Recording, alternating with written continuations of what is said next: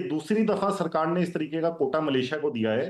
पहली दफा 18 अक्टूबर 2023 को भी 1,70,000 टन का कोटा दिया गया था। तो आज की डेट में टोटल जो मलेशिया का कोटा है वो 3,70,000 टन हो गया है। आपकी बात बिल्कुल सही है कि बाकी लोग एक्सपोर्ट नहीं कर पा रहे हैं और सरकार ने ये स्पेशल कोटे दिए हैं। इसके पीछे तीन मुख्य कारण है।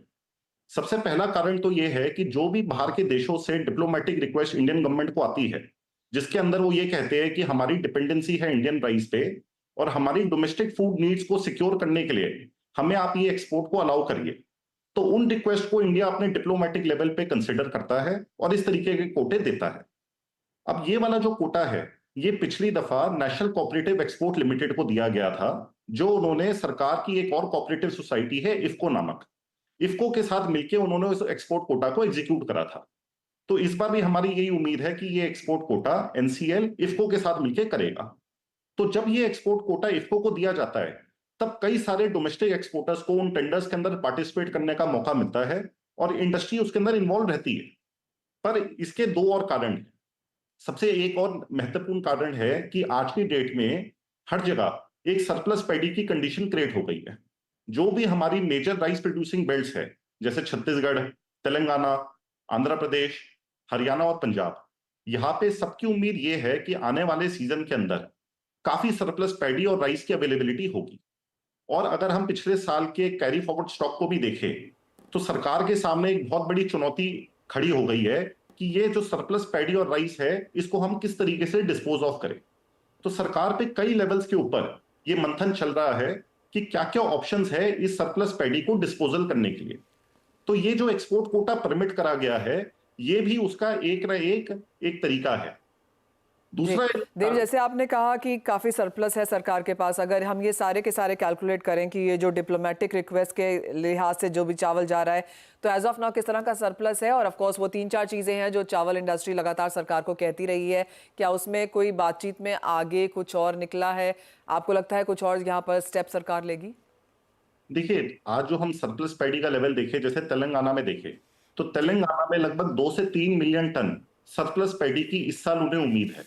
ओके। और एफसीआई के पास स्टॉक्स देखें तो एफसीआई के पास 18 million ton surplus rice already available है, जिसको वो ओएमएसएस के थ्रू डिस्पोजल कर रही है। अब इंडस्ट्री ने सरकार से 3 रिक्वेस्ट करी।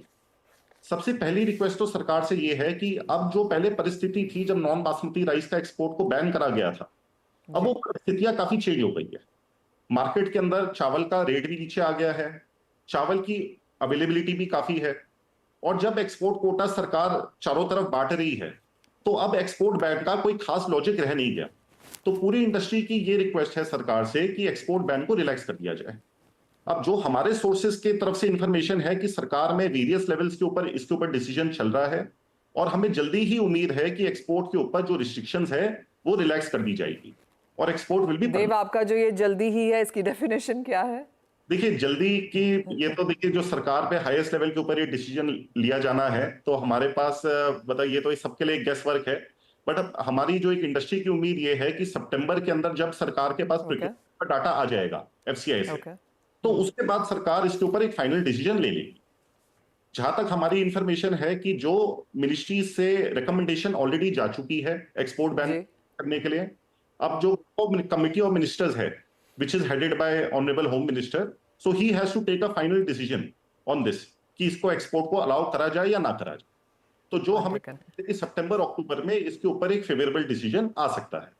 ऑलराइट, तो वो एक ऑफ कोर्स यहाँ पर इंपॉर्टेंट चीज़ है कि सितंबर अक्टूबर तक एक डिसीजन यहाँ पर देखने को मिल सकता है। जैसे देव काफ़ी प्रॉपर्ली यहाँ पर हमें कैलकुलेट करके बता रहे हैं कि एफसीआई के पास 18 मिलियन टन है, जो ऑफ कोर्स काफ़ी समय से बात चली रही है। तेलंगाना के पास भी 2 से 3 मिलियन टन है। जो as of now of course industry को पार्टिसिपेट जरूर करने को मिल रहा है, लेकिन ओवरऑल जब तक एक्सपोर्ट नहीं खुल जाता, और ओएमएसएस के जरिए भी हमने देखा है कि कोई बहुत बड़ी क्वांटिटी यहाँ पर मार्केट्स में नहीं है, सरप्लस की स्थिति यहाँ पर बनी हुई है, तो वो एक चीज़ यहाँ पर काउंटर करने के लिए सरकार कितनी जल्दी क्या स्टेप्स उठाती है उसके ऊपर नजर रहेगी। देव, एज ऑलवेज बहुत शुक्रिया हमारे साथ आज हमें समय निकालने के लिए और वो सारे नंबर्स भी हमारे समक्ष रखने के लिए। जाने से पहले दिनेश जी, एक फाइनल सवाल आपसे, अगर एग्री एज ओवरऑल स्पेस को देखा जाए तो आपको क्या लगता है कहां पर एक टॉप ट्रेडिंग स्ट्रैटेजी बन सकती है? मनीषा जी, मुझे एक सेल सा लगता है अभी एग्री कमोडिटीज के सारे सेक्टर्स में। अगर मैं कैस्टर देखूं, मैं कॉटन सीड ऑयल की देखूं, टीएमसी देखूं, ये 3 काउंटर मुझे सबसे स्ट्रांग नजर आते हैं। थोड़ा सा भी एनसीडीएक्स में अगर कोई अच्छा ग्रीन शूट निकल कर आता है तो मुझे लगता है मौजूदा स्तर पर 16,100 16,200 के आसपास हल्दी अक्टूबर की बाय करना चाहिए। 17,100 के लेवल जल्दी देखने मिल सकते हैं। कैस्टर सीड मुझे लगता है कि 6240 के आसपास सितंबर बाय करना चाहिए। 6400 6450 के लेवल जल्दी देखने मिल सकते हैं। और वहीं पर कॉटन सीड ऑयल के मुझे लगता है कि 3280 3282 के आसपास सितंबर कॉन्ट्रैक्ट बाय करना चाहिए। ऊपर में 3420 के लेवल जल्दी देखने मिल सकते हैं।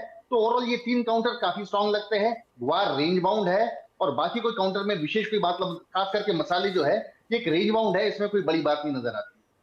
ऑलराइट।